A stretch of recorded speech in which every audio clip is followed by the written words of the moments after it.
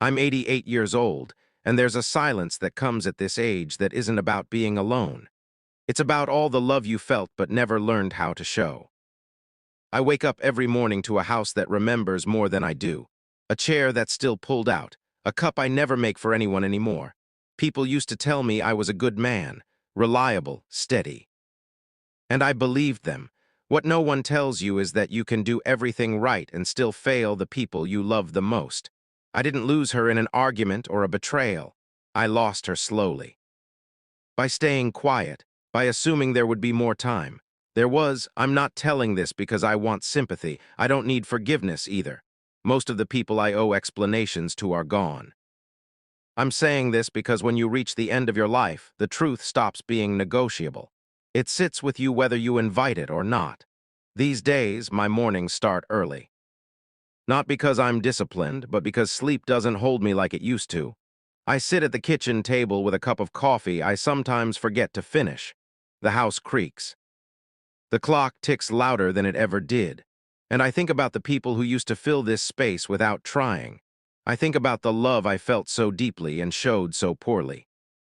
When you're young, you think love is something obvious, something loud, something that announces itself. I didn't think I was bad at it. I thought I was practical, reliable, present in the ways that mattered. I worked, I provided, I stayed out of trouble. I thought that was love. I didn't grow up in a family that talked much about feelings. My parents weren't cruel. They just didn't know how to say things out loud. Affection was indirect. You knew you were loved because the bills were paid, the fridge had food, and no one abandoned you. That was the language we spoke. So when I fell in love in my 20s, I didn't think there was anything missing. She laughed easily. I liked that about her. She reached for my hand in public.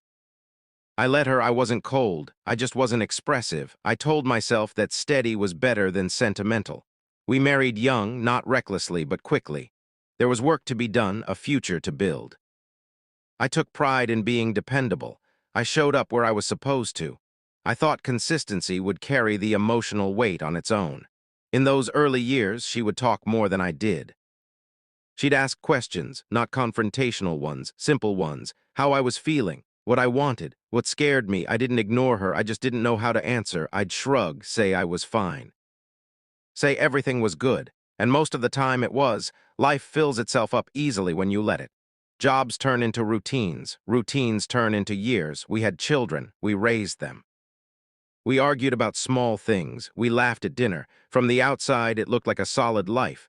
But there were moments, small ones, easy to dismiss at the time. She would sit beside me on the couch and lean her head against my shoulder. I'd stay still. I wouldn't move away. But I wouldn't lean in either. I thought neutrality was safe.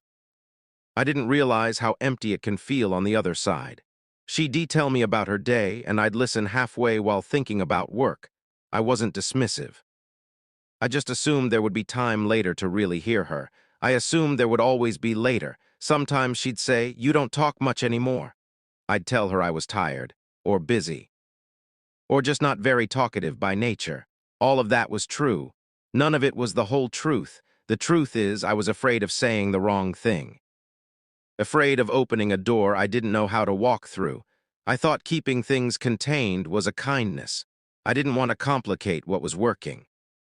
Years pass quietly when nothing is visibly wrong. I went to work, came home, fixed things around the house, paid for vacations we barely remembered afterward. I showed love in transactions, in responsibilities fulfilled, in not leaving. I didn't notice when she stopped asking certain questions. I didn't notice when she stopped reaching for my hand as often, not right away. These changes don't announce themselves. They arrive softly like dust settling. When the kids grew up and left, the house got quieter. That's when I first felt it clearly, the space between us. Not hostility, not resentment, just distance. We talked about practical things, groceries, appointments, whether we were polite, comfortable, and deeply alone together. I remember one evening. We were washing dishes side by side. The window was open. You could hear traffic in the distance. She said very calmly, "Do you ever miss us?" I laughed a little, not because it was funny, because I didn't know how else to respond. I said, "We're still here." She nodded, but she didn't smile. That moment comes back to me more than I'd like to admit. Because even then I could have said something different. I could have stopped, turned to her, told her what she meant to me, told her I was scared, told her I didn't always know how to show it. I didn't. I told myself it wasn't necessary. That actions mattered more than words. That love didn't need constant confirmation. I thought needing reassurance was a weakness. I thought restraint was maturity. The cost of that belief took decades to show itself. When she got sick, it wasn't dramatic at first, just fatigue, missed appointments. A diagnosis that felt unreal when spoken out loud. We moved into a new routine. Medications, doctor visits, quiet car rides. I was attentive then, helpful, present. I did everything right on paper. But even then, I didn't say what I should have said. I sat beside her hospital bed and held her hand. I told her she was strong, that everything would be okay. Those were the words I knew, safe words. Distant words. What I didn't say was that I loved her in a way I had never learned to express, that I was grateful for her patience, that I saw, finally, how lonely she must have felt beside me all those years. I assumed I would have another chance, a calmer moment, a better time. She died on an ordinary morning. No speech, no final clarity, just a quiet ending to a long life we shared imperfectly. Afterward, people told me I'd been a good husband, a solid man. They meant well. I nodded, accepted it. It was easier than correcting them. The house felt different without her. Not emptier, just unfamiliar, like I'd been living in a place without ever learning its layout. That's when the regret became loud. Not all at once, slowly. In waves, I'd reach for my phone to tell her something and remember there was no one to call. I'd see couples holding hands and feel an ache I didn't recognize right away. I'd replay conversations from decades ago and hear what I should have said underneath what I did say. Love doesn't disappear when someone dies. It stays, but with nowhere to go. There are things that cannot be fixed once time passes a certain point. You can't apologize to someone who isn't here. You can't explain yourself to a memory. You can't go back and soften moments that already hardened.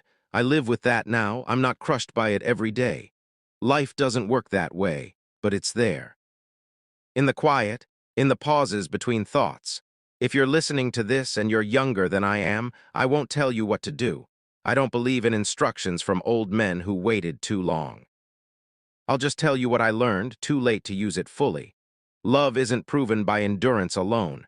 Staying is not the same as showing up. Providing is not the same as being present. Silence can feel safe to the person holding it and cold to the person receiving it. The people who love you don't need perfection. They need evidence. Small, imperfect human evidence. Say the thing you think is obvious. It often is. Ask the question again, even if it was ignored the first time. Lean in when someone rests their head on your shoulder. Those moments don't wait. I don't have many years left, I know that. I spend them quietly now. I think, I remember, I miss. And sometimes, when the house is especially still, I say the words out loud anyway. Not because anyone can hear them, but because they're finally ready to be said. If this meant something to you, you don't need to respond. Just carry it with you gently, that's enough. At 88, that's all I have left to give.